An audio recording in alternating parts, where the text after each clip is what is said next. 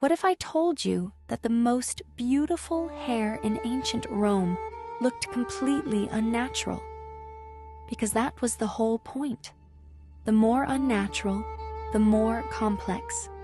The more artificial your hairstyle seemed, the more civilized you were considered by others. Natural hair was associated with something else, with something uncultured, barbaric. Welcome to Tress and Time, where every strand tells its own story. If you're fascinated by the hidden history of hair, subscribe and turn on notifications, because every hairstyle, every story has its own story waiting to be discovered. After ancient Egypt, hair continued to speak, but in ancient Rome, its language completely changed.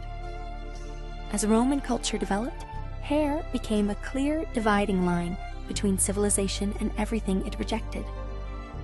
The natural look wasn't admired, it was rejected.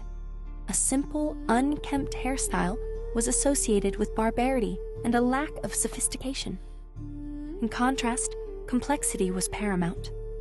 The more complex the hairstyle, the more clearly it conveyed a message: wealth, accessibility, and cultural status. Because such hairstyles weren't created alone, they took time, they required skill, and above all, they required labor. For wealthy Roman women, this labor was provided by ornithrixes, enslaved female hairdressers tasked with creating and maintaining their mistresses' appearances daily. Their work was tireless. They constantly shaped, adjusted, and remade hairstyles. They removed gray hairs. They created new looks. They maintained perfection as a daily duty. Men, too, were drawn into the culture of professional grooming. Around 300 BCE, professional hairdressers, known as tonsors, became a part of Roman urban life. Their barber shops, tonstres, evolved into social spaces.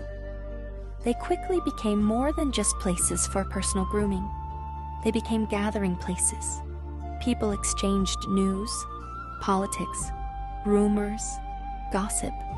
A haircut could change your appearance. A conversation could change your reputation. Hair was never just a private matter. It became public infrastructure, and the tools used to style it were as complex as the social meaning behind it. One of the most important tools was the calamistrum, a heated metal device used to create curls. It consisted of 2 cylinders, a solid inner rod around which the hair was wound, and an outer hollow tube heated over a fire. The result was dense, structured curls, but the price was significant. Repeated use damaged the hair and led to hair loss over time. Nevertheless, appearance was more important than preservation.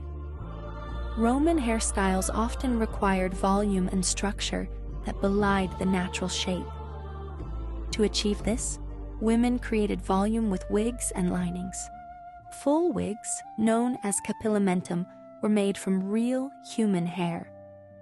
Partial wigs, or galleries, served as a supporting base for added volume. Some styles resembled rolls of wool or gathered hair, specifically created to support updos.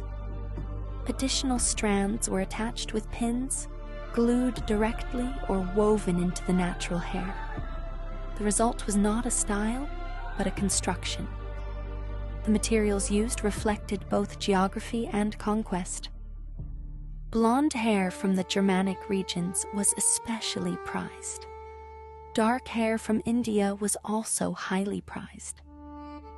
These materials often found their way into Roman society as war trophies from conquered peoples. Decoration completed the structure. Wooden hairpins were used in the lower classes. For the elite, they were made of gold, ivory, crystal, silver, or painted bone. Some hairstyles were decorated with figurines of gods, beads, and hanging ornaments. Even gold nets were used to secure and decorate complex hairstyles. Color was also carefully considered. Roman hair dyeing methods relied on unusual and highly specific mixtures. Black tones were achieved using leeches soaked in red wine for 40 days.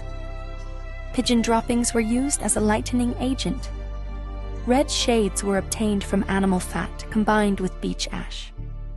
Golden tones were created with saffron. These weren't cosmetic experiments. These were established methods of transformation. And underneath it all, hairstylists constantly maintained their hairstyles. They removed gray hairs one by one.